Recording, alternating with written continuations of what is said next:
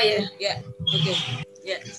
Terima kasih Bapak Ibu yang luar biasa, pada hari ini kita sudah mendengarkan dan menyaksikan paparan dari Profesor Ani. Semoga semakin tidak membuat pusing kita, tapi akan semakin memicu kita untuk bisa menghasilkan karya berupa laporan penelitian. Baiklah, untuk kesempatan berikutnya adalah paparan dari narasumber yang kedua, yaitu dari Ibu Dr. Woro. Pada Ibu Dr. Woro dipersilahkan. Waktunya kurang lebih 6 menit. Terima kasih Bu Ikan atas waktunya. Cek sound, non sewu, suara bisa terdengar jelas? Jelas, Bu. Bu. Bagus Bu, suara. Oh nggih, nuwun pangapunten cuaca hujan deras. Mohon izin untuk share dulu, nggih. Nyun sewu Bu Woro menyelani, bagi para peserta bisa mengisi daftar hadir yang sudah di-share di kolom chatnya. Terima kasih. Nggih. Nggih, matur nuwun. Nggih, Assalamualaikum warahmatullahi wabarakatuh. Yang terhormat pelaksana tugas Kasih SMA SLB Cabang Dinas Wilayah 10 Banyumas Cilacap, Bapak Dr. Andes Heri Pratomo. Yang saya hormati Koordinator Forum Guru Banyumas, Bapak Sobirin Slamet. Siap, Bu. Selamat bertemu lagi. Selamat, yang saya hormati juga Bapak Ibu Kepala Sekolah maupun Bapak Ibu Guru peserta webinar 3 yang amat saya banggakan, dan mudah-mudahan semuanya dalam keadaan sehat walafiat dalam mengikuti kegiatan ini. Bapak Ibu yang saya hormati, mohon izin saya melanjutkan apa yang sudah disampaikan oleh Prof. Ani. Jadi kalau tadi Prof. Ani sudah menyampaikan terkait dengan penelitian eksperimen, bagaimana penelitian itu, apa saja jenisnya, bagaimana melaksanakannya. Dalam kesempatan kali ini saya akan berbagi pengalaman saja terkait dengan implementasi penelitian eksperimen khususnya di dalam bidang pembelajaran. Karena kalau di dalam bidang pendidikan mungkin amat luas, sehingga ini hanya ada di dalam bidang pembelajaran. Kemudian sebagaimana tadi yang sudah disampaikan oleh Bapak Dr. Andes Heri Pratomo, bahwa sebenarnya dari hasil penelitian ini ujungnya nanti adalah berupa karya tulis ilmiah yang dapat dipublish di jurnal-jurnal ilmiah, yang harapannya itu akan menjadi karya yang bisa digunakan untuk kenaikan pangkat. Bapak Ibu yang saya hormati, mungkin sekilas mengulang apa yang sudah disampaikan oleh Prof. Ani tadi.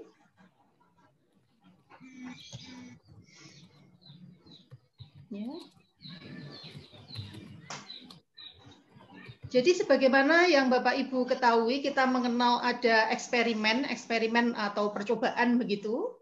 Tetapi percobaan ini kita lakukan di dalam pembelajaran, di mana kita akan meneliti bagaimana atau apa saja peristiwa yang ada di dalam proses pembelajaran itu, di mana setiap gejala yang muncul itu akan kita amati dan kita kontrol secermat mungkin sehingga dapat diketahui sebab akibat munculnya gejala tersebut.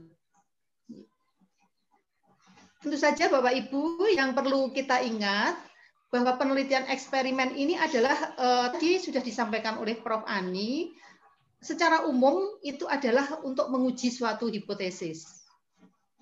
Nah, jika penelitian tersebut itu dilakukan dengan baik, tentu saja hipotesis yang kita sampaikan itu tentu saja akan terjawab, khususnya terkait dengan hubungan sebab akibat. Nah, ini yang membedakan Bapak Ibu antara penelitian tindakan kelas yang mungkin sementara ini sudah seringkali kita lakukan untuk penelitian eksperimen memang relatif memiliki syarat yang lebih ketat. Ya, tadi yang sudah disampaikan oleh Prof. Ani ada rangkaian yang harus kita lalui, ya, tidak semudah sebagaimana pada penelitian tindakan kelas. Mungkin itu yang kemarin mungkin disampaikan oleh Pak Sobirin. Kenapa pada publikasi mungkin lebih sementara ini mungkin agak diutamakan yang merupakan penelitian eksperimen karena di dalamnya itu banyak syarat-syarat yang memang harus kita penuhi. Kemudian beberapa hal juga ini yang mungkin membedakan kalau di dalam penelitian tindakan kelas kita memang biasanya tidak membutuhkan analisis data statistik yang ribet. Ya, jadi mungkin cukup persentase. Ya, kita hanya mendeskripsikan berapa persen yang tuntas, berapa persen kemampuannya, begitu ya. Tetapi mungkin tidak perlu kita melakukan uji hipotesis. Hanya ada di situ biasanya kalau kita menyertakan adalah hipotesis tindakan, di mana tindakan itu nanti dilakukan per siklus sampai dengan meningkat. Ya, peningkatannya berapa sampai dengan batas atau indikator kinerja yang kita tetapkan. Tetapi kalau di dalam penelitian eksperimen ini kita melakukan tindakan yang kemudian kita uji secara statistik, baik itu statistik deskriptif ataupun menggunakan statistik inferensial, yang kemudian hasilnya bagaimana? Apakah itu hipotesis kita ditolak atau diterima? Kemudian ini juga yang membedakan biasanya secara umum tadi kecuali yang one shot case study atau pre-eksperimen, kita biasanya adalah meneliti sejumlah populasi, di mana populasi itu jumlahnya yang banyak, ya, tetapi kemudian kita karena keterbatasan waktu, dana, tidak mungkin kita akan melakukan survei untuk kesemuanya, ya. Nah, sehingga kita biasanya adalah hanya mengambil sejumlah sampel yang jumlahnya biasanya adalah jauh lebih kecil dibandingkan dengan populasi. Nah, kenapa kita gunakan statistik inferensial? Inferensi itu menyimpulkan, itu adalah dari data yang hanya sedikit tadi, itu nantinya harus dapat kita generalisasi ke seluruh populasi. Ya, sehingga ini yang biasanya kayaknya keren kalau data-data statistiknya, begitu. Ada uji statistiknya, begitu. Nah, itu mungkin yang ini tadi diinginkan publikasinya itu adalah dalam bentuk penelitian eksperimen. Nah tentu saja siapa yang bisa melaksanakannya, semua dari kita bisa melaksanakannya, dan saya yakin Bapak Ibu dulu waktu di S1 itu juga sudah melaksanakan. Kalau dalam kurun waktu yang lalu sebelum masa pandemi ini mungkin penelitiannya adalah penelitian eksperimen, sehingga menurut saya mungkin bukan hal yang baru bagi Bapak Ibu semua. Malah bahkan yang penelitian tindakan kelas itu kadang merupakan hal yang baru. Bapak Ibu masih mengalami kesulitan di dalam penelitian tindakan kelas, tetapi di sini Bapak Ibu tidak. Kemudian ini Bapak Ibu yang tadi ini ringkasan dari Prof. Ani tadi, ya. Tentu saja untuk melaksanakan penelitian eksperimen dengan baik, Bapak Ibu itu tentu saja tadi sudah mengenal dan paham berbagai jenis desain eksperimennya. Kemudian masalah apa yang akan menjadi perhatian untuk semua penelitian? Pasti akan memulainya dari adanya suatu masalah. Kemudian setelah itu apa yang akan kita terapkan? Yang akan kita terapkan sama juga dengan penelitian tindakan kelas, penelitian eksperimen juga, misalnya saja terkait dengan model, terkait dengan metode, terkait dengan penggunaan bahan ajar, LKS dan sebagainya. Tentu saja kita harus mengenal karakteristiknya. Ya, seperti apa? Ya, itu kita harus paham dulu. Nah, kemudian khusus ya atau selain pre-eksperimen tadi, kita umumnya adalah membandingkan antara dua kelompok, yaitu antara kelompok eksperimen dengan kelompok kontrol. Ya tadi yang di dalam desainnya itu adalah kontrol group. Ya, berarti ada kelompok eksperimen, ada kelompok kontrol. Demikian pula variabel-variabelnya. Nah, inilah yang paling penting Bapak Ibu yang kadang-kadang terlupakan adalah teori dasar ya, yang mendasari mengapa Bapak Ibu menyelesaikan masalahnya menggunakan metode atau model atau apapun tertentu ini. Ini yang biasanya agak terlupa. Sehingga tadi yang disampaikan, seringkali kita membuat proposal atau membuat karya tulis itu mungkin apa tidak diterima atau apa salah satunya itu karena minim ya, atau mungkin tidak sama sekali menyampaikan teori dasar atau dasar-dasar teorinya.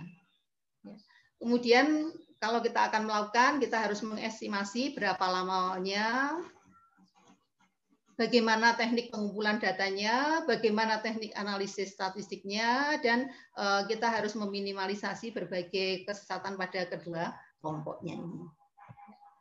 Oke, Bapak Ibu.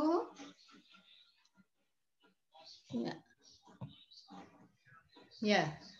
Nah, tentu saja Bapak Ibu mungkin nanti apabila sudah tadi sudah diberikan gambaran oleh Prof. Ani dari keempat jenis desain eksperimen, kira-kira Bapak Ibu akan melaksanakan yang mana? Kalau di dalam skripsi misalnya, itu yang umum digunakan ada pre-eksperimen, kemudian tadi yang true eksperimen, dan quasi eksperimen. Ya. Mungkin berbeda dengan yang dari PLS. Ya. Jadi yang dari PLS mungkin berbeda, saya mungkin kurang menguasai yang ada di PLS. Nah, tentu saja setiap desain eksperimen ini akan mempunyai kelemahan dan ada kelebihannya. Nah, sehingga tentu saja peneliti harus mampu memilih desain mana yang dapat atau mampu dilaksanakan dan paling minim mengandung risiko kelemahannya. Nah, ini mungkin yang selalu saya garis bawahi. Kenapa dulu lebih banyak kita ke penelitian tindakan kelas? Karena kan penelitian tindakan kelas kita bisa melaksanakannya tanpa meninggalkan tugas kita sehari-hari di kelas. Kita membelajarkan sekaligus meneliti, ya, meneliti dirinya sendiri, begitu ya. Apa yang kita lakukan di kelas tersebut. Nah, ini nanti yang mungkin agak berbeda dengan yang di eksperimen.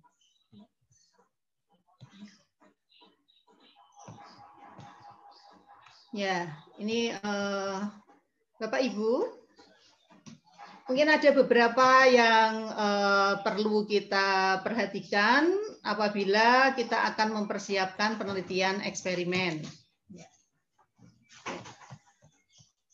Ya, Bapak Ibu, ini yang sering kali, ini karena Bapak Ibu sudah mengajar, ya, mungkin berbeda kalau saya akan berbicara dengan mahasiswa skripsi. Kalau mahasiswa skripsi, tentu saja kan apapun, ya.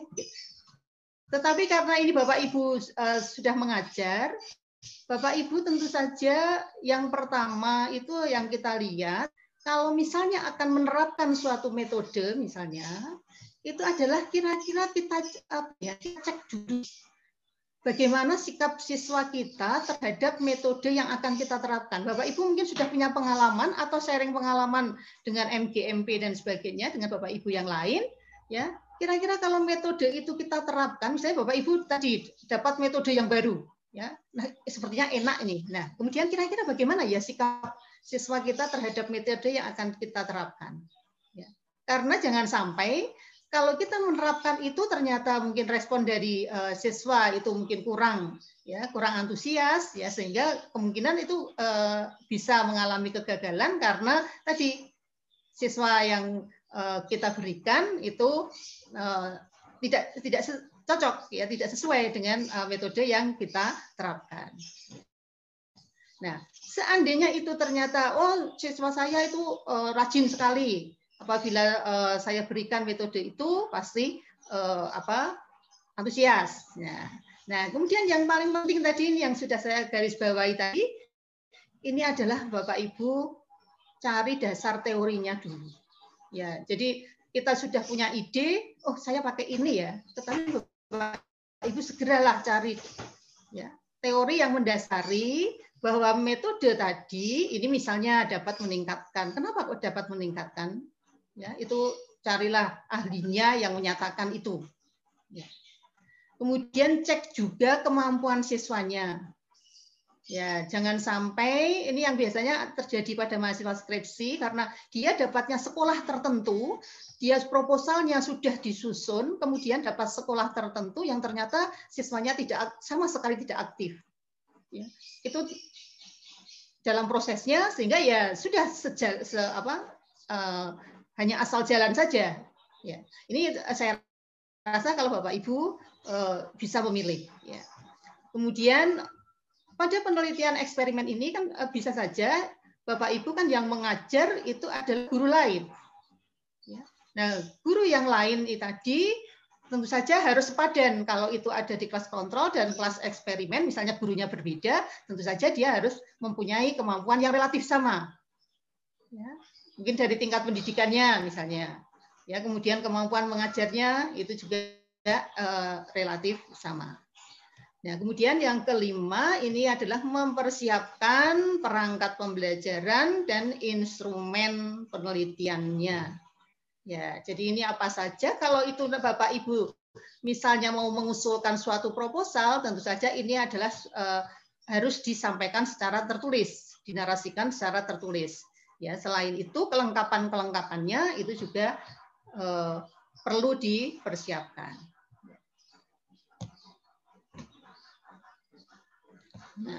Nah, ini yang tadi juga sama. Ya. Seandainya pada pelaksanaannya Bapak Ibu menggunakan tadi misalnya kuasi eksperimen, menggunakan menggunakan kelas kontrol dan kelas eksperimen. Nah, tentu saja apabila Bapak Ibu sudah menentukan kedua kelas tadi. Ya, Bapak Ibu juga harus memperhatikan apakah kedua kelas tadi kemampuan siswanya itu setara atau sepadan. Ya, jangan sampai dalam satu kelas yang satu itu mungkin prestasi belajarnya tinggi, sedangkan kelas yang lain itu prestasi belajarnya relatif lebih rendah. Usahakan adalah setara. Ya. Kemudian bagaimana dengan tempat belajarnya? Ya jangan sampai misalnya tempat belajarnya yang satu misalnya di bagian depan yang rame dengan lalu lalang kendaraan bermotor, kemudian yang satu ada di belakang yang sepi, misalnya kan begitu. Tentu saja itu akan berpengaruh pada hasilnya. Waktu belajarnya juga demikian. Yang satu dapat jadwal pagi, tetapi yang lain dapat jadwal siang misalnya. Itu juga akan berpengaruh. Ya. Kemudian tadi gaya yang cara mengajar guru, kalau itu gurunya berbeda, tentu saja kita cari yang sepadan. Ya, demikian dengan pendidikan. Ini Bapak Ibu yang juga perlu dikontrol. Ya, tidak hanya sekedar kita mendapatkan kelas, ya, yang kemudian apalagi kalau acak tadi ya, acak ada uji homogenitas, misalnya secara statistik sudah homogen. Ya, kemudian kita bisa memilih kelas itu acak. Ya, tetapi Bapak Ibu pastilah tahu, ya di kenyataannya kadang ada kelas yang memang kelas ini itu aktif sekali, yang kelas yang lain itu mungkin kurang aktif. Karena kita hanya berdasar pada biasanya uji homogenitas itu hanya didasarkan pada nilai akhir atau nilai rapot misalnya atau nilai tes misalnya, ya, sehingga kita tidak tahu bagaimana kondisi siswa yang sebenarnya. Ya, jadi ini yang juga perlu nanti diperhatikan. Nah, ini yang kemudian juga menjadi pertanyaan ataupun juga menjadi kesulitan setelah adanya masa pandemi ini. Pada saat sebelum pandemi, untuk mahasiswa penyusun skripsi ini adalah ada yang meneliti pengembangan, ada yang eksperimen, karena kelas konvensional sehingga tidak mengalami kesulitan. Nah, tetapi di masa pandemi ini kemarin untuk penelitian eksperimen mungkin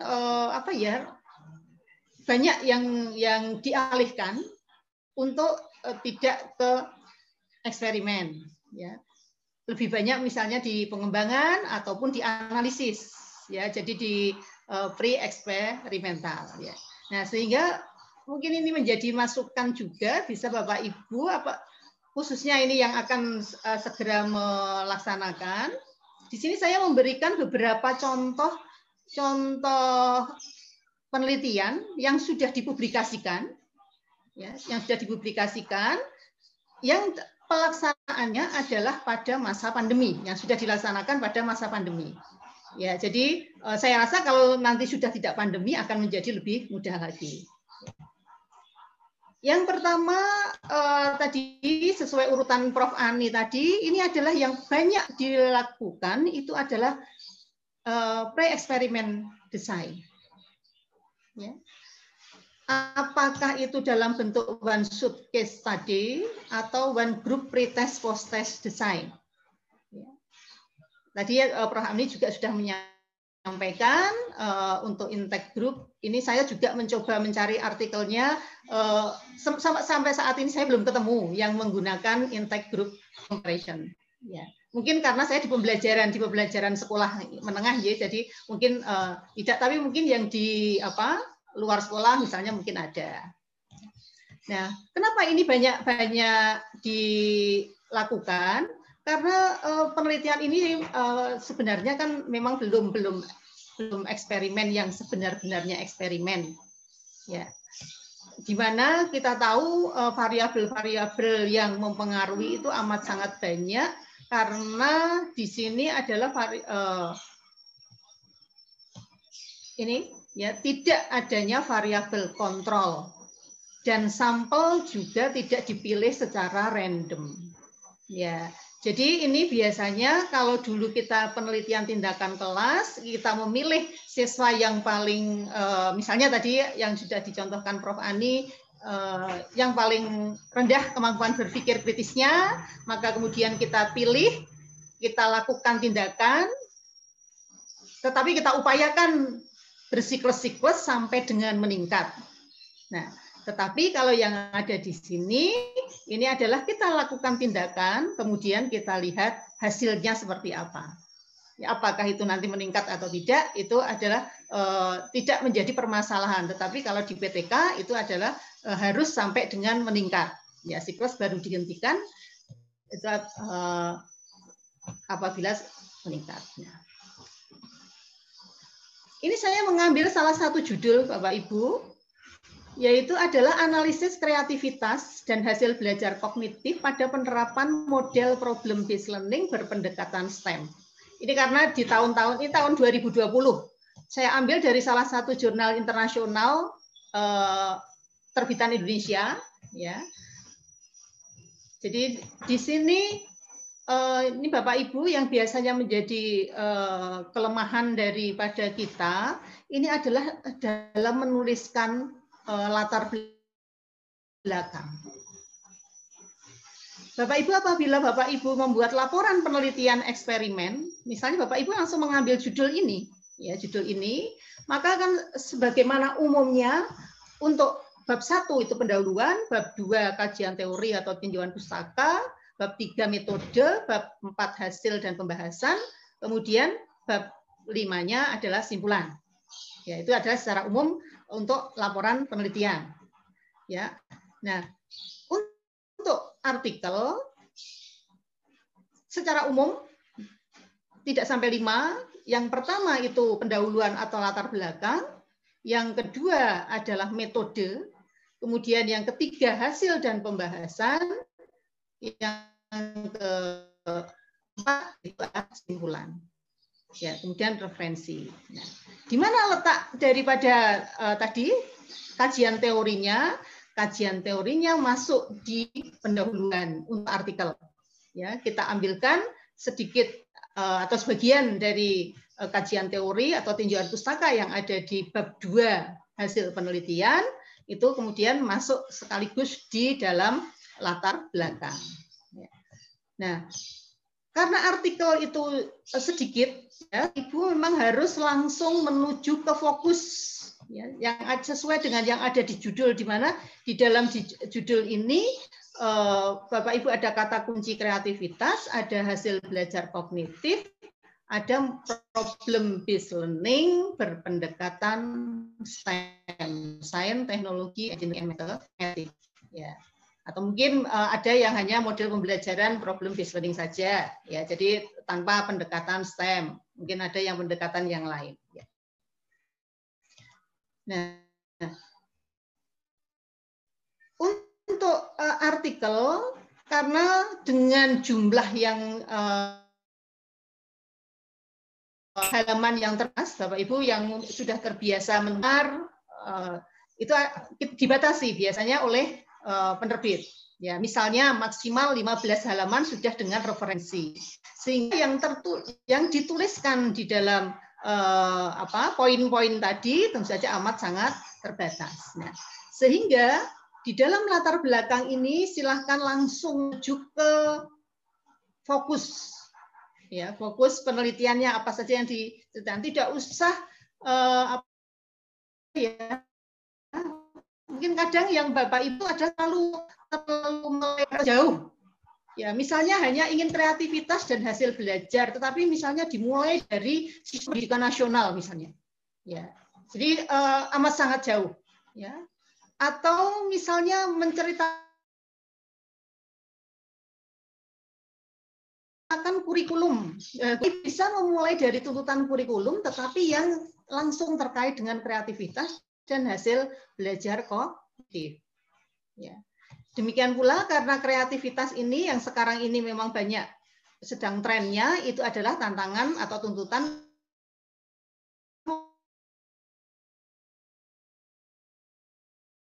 kreativitas, apakah itu di high order thinking skill-nya atau di keterampilan 4C ini, yaitu ada critical thinking, creative thinking, ya, kemudian ada problem solving, ya, jadi collaboration dan communication. Kalau HOTS berarti high order thinking, creative thinking, critical thinking, problem solving, dan decision making, ya, atau pengambilan keputusan. Nah, Bapak Ibu langsung menuju saja. Ya, kemudian karena di sini ada STEM-nya, ya tentu saja ada kebutuhan terkait dengan STEM. Nah, di dalam latar belakang inilah Bapak Ibu silahkan masukkan hasil-hasil penelitian terdahulu terkait dengan PBL atau PBL saja atau PBL berpendekatan STEM yang mampu meningkatkan kreativitas ataupun prestasi belajar secara umum, ya, karena hasil belajar ini akan bermacam-macam. Ya. Nah, itu di dalam latar belakang inilah yang biasanya kurang ini adalah menampilkan hasil-hasil penelitian terdahulu, ya, terkait dengan apa yang akan kita kembangkan di sini. Nah, kemudian kalau di dalam bab 1 itu isinya latar belakang, kemudian rumusan masalah, tujuan dan manfaat, biasanya kan begitu. Nah, kalau di dalam artikel, itu yang penting adalah setelah kita menyatakan latar belakang secara umum, kemudian mengerucut menjadi rumusan masalahnya adalah tujuan Bapak Ibu. Ini yang seringkali saya mereview artikel, tujuan tidak disampaikan secara eksplisit. Ya, jadi ini yang penting. Bapak Ibu, tujuannya ini harus disertakan. Kadang sudah dituliskan di abstrak, memang penelitian ini bertujuan bla bla bla bla. Tetapi ternyata di dalam latar belakang tidak muncul. Ya, ini Bapak Ibu perlu dimunculkan. Nah, kemudian yang ini adalah latar belakang. Di bagian depan ini adalah bagian latar belakang. Kemudian di yang kedua itu adalah metode. Ya, setelah kita menyampaikan tujuan kita seperti apa, ya, kemudian kita metodenya. Nah, ini tadi yang saya ambilkan untuk analisis ini yang digunakan oleh peneliti yaitu adalah pre-eksperimen. Dia mengambil yang one shot case tadi. Ya. Kemudian tekniknya tentu saja tadi sudah dikatakan tidak random, ya berarti sudah langsung ditentukan berdasarkan pertimbangan-pertimbangan tertentu. Ya, ini kita menggunakan purposive. Ya. Nah ini nanti disampaikan Bapak Ibu apabila itu di metode mengapa mengambil kelas itu misalnya ya karena kelas ini adalah seperti ini. Kemudian siswa ini yang kemudian diajar nanti menggunakan PBL STEM. Kurun waktunya berapa lama Bapak Ibu akan menyampaikan. Ya, ini saya mengatakan secara umum, materinya kadang Bapak Ibu dimunculkan ya, ini tapi secara umum saja karena materinya belum tentu kimia seperti saya misalnya. Kemudian tadi yang akan di-core adalah kreativitas dan hasil belajar kognitifnya. Nah, tentu saja Bapak Ibu untuk ini kalau di dalam artikel ini kreativitas dan hasil belajar diukur menggunakan tes. Ya, di mana di dalam soal-soal tesnya ini di dalamnya termasuk sudah termasuk indikator kreativitas maupun indikator pencapaian kompetensi. Ya. Kemudian juga untuk tahu bagaimana respon siswa disiapkan juga angket tanggapan. Ya, apakah bagaimana siswa menanggapi atau merasakan setelah dibelajarkan menggunakan problem based learning berpendekatan STEM ini. Kemudian untuk tahu nanti kita misalnya terjadi peningkatan untuk memudahkan pembahasan juga lihat bagaimana kinerja guru. Untuk mengobservasi kinerja guru ini digunakan lembar observasi. Kemudian analisis datanya ini hanya secara tadi statistik deskriptif. Ya.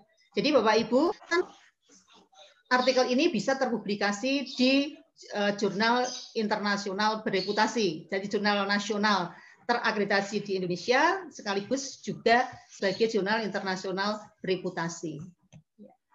Nah, ini yang mungkin bisa tadi yang kita bisa tawarkan penelitian eksperimen, tetapi tidak tadi ya, apabila mungkin ada yang masih karena kalau uji statistik kita memang butuh waktu untuk melakukan analisis dan sebagainya. Tetapi kalau Bapak Ibu yang sudah biasa mungkin tidak masalah. Tapi maksud saya di sini juga ternyata hanya dengan menyampaikan secara deskriptif ya, itu adalah kita juga sudah bisa melakukan penelitian eksperimen. Ya, jadi bukan sebagai penelitian tindakan kelas mungkin yang selama ini. Sehingga kalau Bapak Ibu mau publish ini mungkin sangat memungkinkan sekali. Ini contoh yang pertama terkait one shot case tadi. Ya. Kemudian bisa ini yang tadi, ini kalau yang sudah mulai ada uji statistik inferensialnya. Ya. Yaitu adalah yang eksperimen yang memang sudah benar-benar ya seru eksperimen desainnya. Tadi yang disampaikan oleh Prof. Ani ada post only control design, ada pre-post ya, ada pre-testnya, ada post-nya control design ya. Ini dari salah satu artikel yang saya ambil adalah yang pertama adalah post only control design. Ya. Tadi ini sebenarnya untuk penelitian yang through eksperimen ini kalau saya orang kimia, orang sains begitu, kita memang bisa melaksanakan through eksperimen ini adalah dengan mungkin sebenar-benarnya. Karena dapat mengontrol semua variabel luar yang mempengaruhi jalannya eksperimen. Misalnya kita akan menguji pada suatu bahan tertentu, ya kita bisa mengontrol bagaimana suhunya, kita kontrol tekanannya, kita kontrol konsentrasinya dan sebagainya. Tetapi kalau itu di siswa atau di manusia begitu, tentu saja pengontrolan ini tidak bisa sepenuhnya kita lakukan. Sehingga tadi yang sudah disampaikan oleh Prof. Ani mungkin lebih adalah kita modifikasi yang kemudian akan menjadi kuasi eksperimen. Ya, tetapi di sini bisa saja kalau kita mampu mengontrol dari variabel-variabel luar bisa kita lakukan. Untuk pelaksanaannya, saya rasa Bapak Ibu mungkin di skripsi sudah pernah. Ini adalah contoh, maaf, ini ada judulnya sebenarnya Bapak Ibu. Judulnya adalah penerapan, malah lupa. Ya, oh ini penerapan model PBL terintegrasi etnosains terhadap pemahaman konsep. Ya. Terhadap pemahaman konsep. Nah, ini juga saya ambil pada artikel baru, ya. Ini hasil dari peneliti yang juga sudah dilaksanakan pada masa pandemi ini.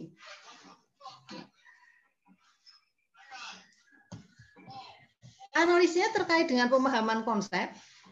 Ya. Ini pada materi, karena di kimia, ini ada pada materi redox. Ya. Di mana untuk meningkatkan pemahaman konsep tadi adalah dengan menerapkan problem based learning terintegrasi etnoscience atau kearifan lokal. Ini juga sama Bapak Ibu, di bagian awal tadi latar belakang, jadi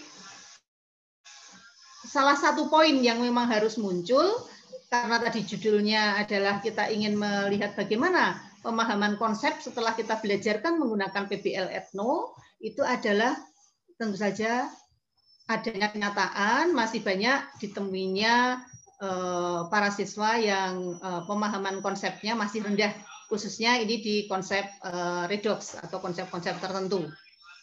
Ya. Sehingga untuk meningkatkannya kita harus juga tadi merujuk pada hasil-hasil penelitian yang menunjukkan atau mampu meningkatkan pemahaman konsep. Ya. Apabila kita tadi sudah memilih, tadi yang saya katakan sudah memilih PBL Etno, ini tentu saja kita harus menunjukkan bukti-bukti terkait dengan hasil penelitian terdahulu, bagaimana PBL Etno ini mampu meningkatkan pemahaman konsep.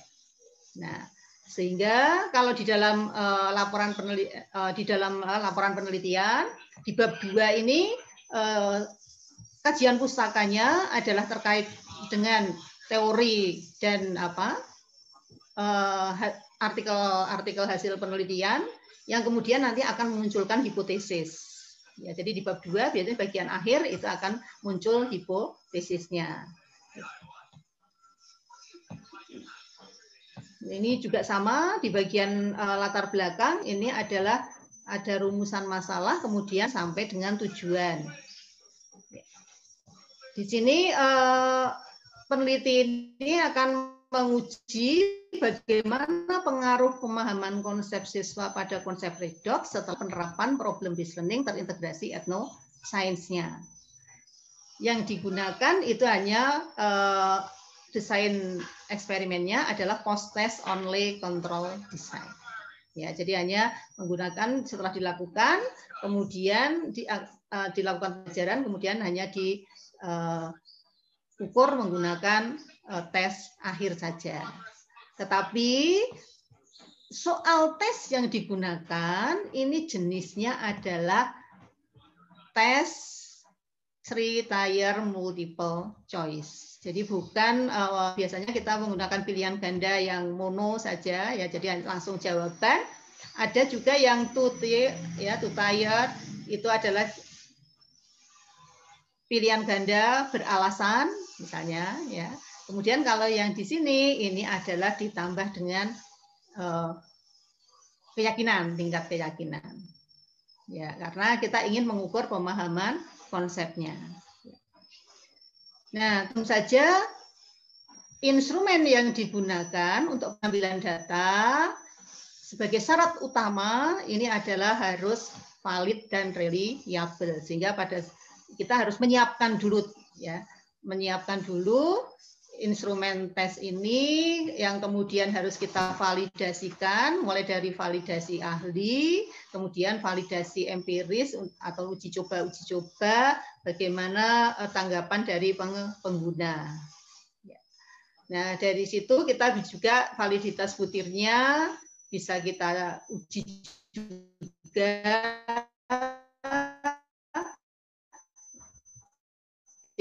tingkat kesukarannya, daya bedanya, dan reliabilitasnya. Biasanya untuk waktu yang nyiapkan ini terlebih dahulu. Kemudian teknik analisis datanya tadi karena di sini yang lain kalau ini pengaruh misalnya nanti kita akan lihat. Ya, jadi ini prosesnya. Saya rasa secara umum Bapak Ibu yang sudah pernah menggunakan statistik inferensial itu sudah bukan hal yang baru. Berarti tentu saja kita pada saat akan memilih sampel itu tentu saja kita juga harus ada uji homogenitas dulu untuk melihat apakah populasi kita homogen, sehingga misalnya kita akan mengambil secara acak itu sebagai syarat utamanya itu adalah homogen misalnya. Nah, sehingga itu kita harus melakukan itu dahulu. Kemudian nanti uji perbedaan dua rata-ratanya untuk kelompok eksperimen dan kontrol dan sebagainya, ini kita harus melakukan. Ya. Setelah itu barulah uji hipotesis. Nah, ini tadi yang sudah disampaikan oleh Prof. Ani, kriteria pengujian hipotesis, kemudian analisis pengaruh antar variabel, ya. Kemudian tadi karena kita ingin mengetahui peningkatannya, di sini menambahkan dengan uji normalis gain, ya. Jadi untuk mengetahui seberapa besar peningkatannya, karena kalau dari uji hipotesis kita hanya akan tahu dari kelas eksperimen dan kontrol, kelas eksperimen lebih baik daripada kelas kontrolnya. Ya, kemudian berapa besar peningkatannya? Biasanya kita akan melihat itu adalah dari uji N-gain. Nah, kemudian ini adalah analisis pemahaman konsepnya dengan menggunakan interpretasi jawaban soalnya. Ya, sehingga nanti akan diketahui berapa banyak siswa yang paham konsep, berapa banyak yang masih miskonsepsi, berapa banyak yang jawabannya ternyata untung-untungan misalnya. Ya, jadi ini nanti ini yang bisa Bapak Ibu ceritakan di dalam artikel karena ini artikelnya cukup panjang sehingga memang banyak data yang ada di sini ditampilkan. Ya. Tetapi sebenarnya Bapak Ibu bisa mengambil salah satu data yang lain. Ya, tapi ini kebetulan banyak data yang kemudian dianalisis dan semuanya itu masuk di dalam satu artikel. Ini yang tadi only post test only ya. Oke, itu hanya salah satu ya. Salah satu, tetapi tadi ini adalah yang artikel yang lengkap ya, banyak yang disampaikan. Nah, ini yang tadi yang saya katakan banyak dipublish di jurnal-jurnal juga karena secara umum itu mahasiswa skripsi biasanya banyak yang mengambil desain ini, kuasi eksperimen.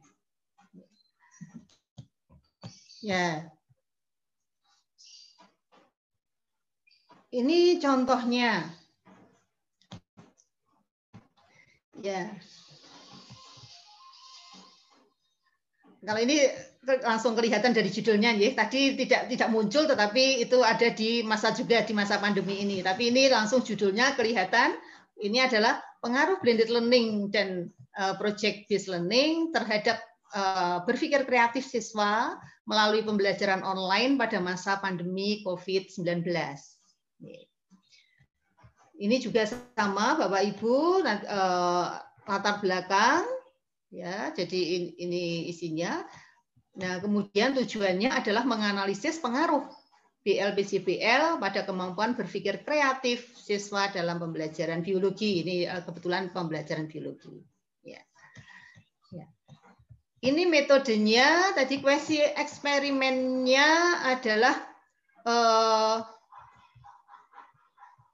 dari banyak menggunakan random, ya, menggunakan random sehingga terpilih 2 kelas sebagai kelas eksperimen dan kelas kontrol, ya, kelas kontrol.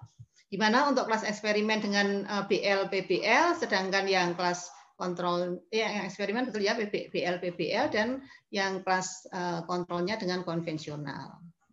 Adapun aspek-aspek yang dinilai adalah 4 dari berpikir kreatif, yaitu fluensi, kelancaran, kemudian flexibility, keluasan, originality, original, elaborasi, ini yang dinilai.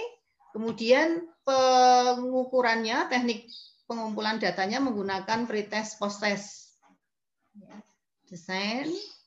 Kemudian analisisnya ini adalah secara deskriptif, ya. Juga untuk melihat peningkatannya menggunakan N-gain. Jadi di sini hanya melihat, ya, secara umum itu adalah tidak menggunakan statistik inferensial, tetapi hanya tadi statistiknya deskriptif. Dari keempat aspek itu nanti masing-masing ada skornya. Kemudian skornya tadi di rata-rata secara umum maupun per aspek, ya, kemudian dibandingkan antara kelompok eksperimen dengan kelompok kontrol. Ini yang mungkin satu yang saya tuliskan, oh ternyata N-gain untuk kelompok eksperimen itu 0,62, sedangkan N-gain untuk kelompok adalah 0,51. Ya, jadi ini, ya, sudah bisa menyimpulkan. Ya, kemudian nanti masing-masing aspek juga demikian. Ya. Tampilan datanya itu adalah dalam bentuk diagram. Ya, jadi dalam bentuk diagram ini sudah cukup. Jadi tidak menampilkan tadi rumus-rumus seperti yang ada di contoh yang true eksperimen tadi. Ya. Nah, dari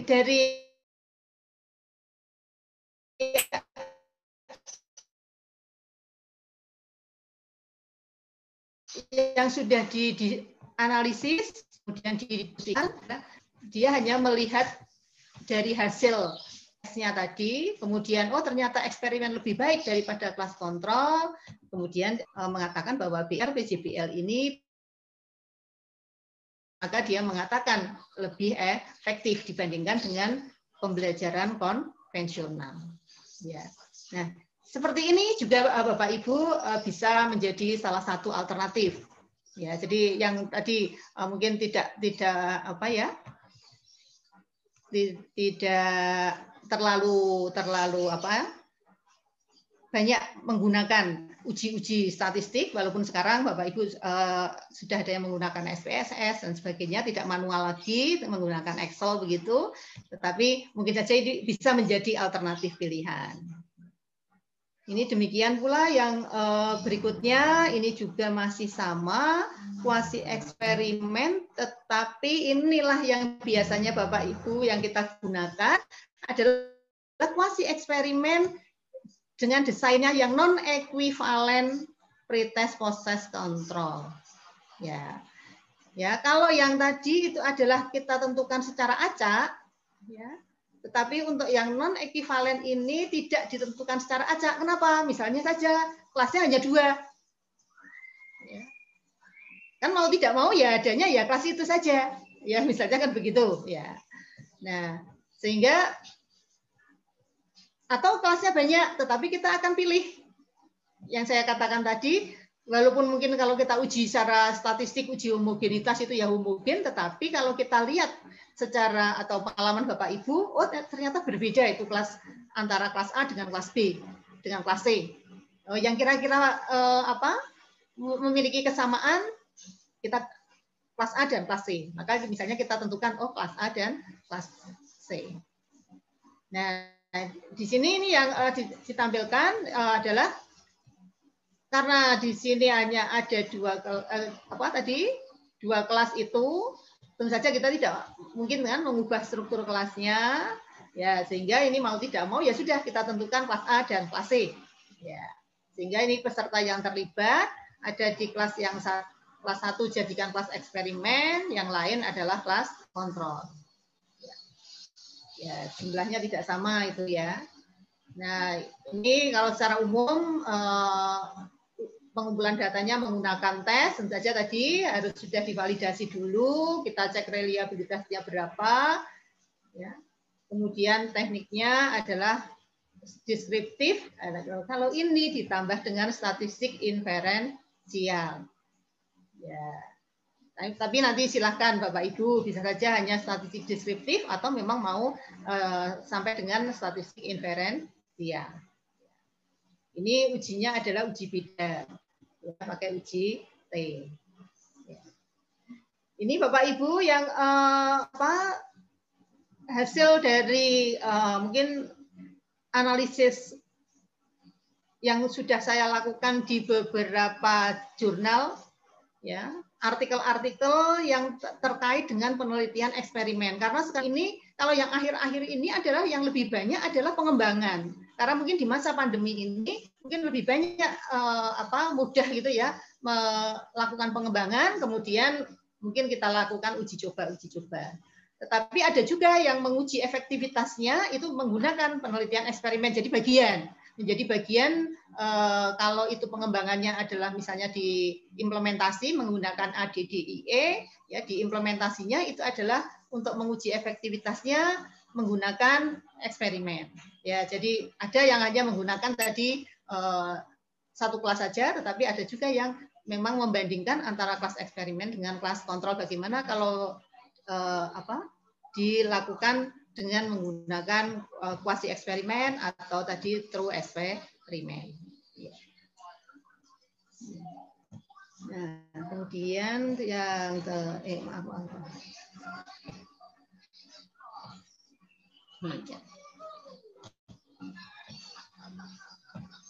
nah dari tiga yang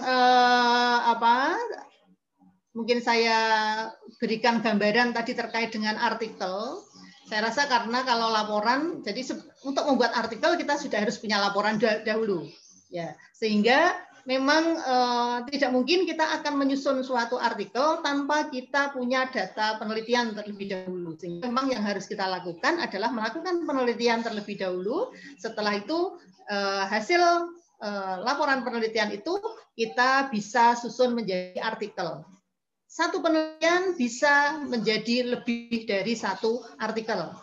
Ya, jadi apalagi tadi yang analisisnya banyak, ujinya banyak tadi, Bapak Ibu bisa menyusun lebih dari satu artikel. Ya.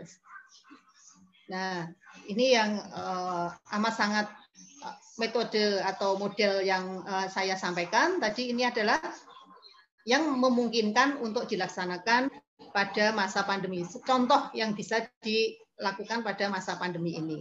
Ya, tentu saja masih banyak yang Bapak Ibu bisa kembangkan. Nah, jadi tentu saja hanya pesan saya gitu ya. Jangan takut, kan rata-rata kemarin kenapa mahasiswa itu tidak boleh melaksanakan penelitian eksperimen di sekolah oleh Bapak Ibu guru. Ini tadi takut karena memang mungkin dibayangkan itu menjadi sesuatu yang amat sangat sulit. Tetapi mungkin kalau Bapak Ibu, karena Bapak Ibu guru kan bisa melakukan tindakannya itu kan tidak tergantung dengan Bapak Ibu guru yang lain kan begitu. Tapi kalau mahasiswa kan amat sangat tergantung dengan sekolah yang akan digunakan, ya akan digunakan. Nah, justru di dalam study from home ini, ya belajar di rumah ini, kita bisa memanfaatkan sekaligus tadi di balik kita membelajarkan, kita juga bisa menumbuhkan rasa ingin tahu bagi siswa, dan siswa itu bisa diminta untuk banyak mencari informasi. Ya, metode pembelajaran yang mungkin tadi bisa menumbuhkan rasa ingin tahu dan banyak mencari informasi itu bisa kita manfaatkan. Kemudian kenapa tadi lebih banyak? Saya amati lebih banyak menggunakan project. Project itu akan memberikan pengalaman belajar yang bermakna.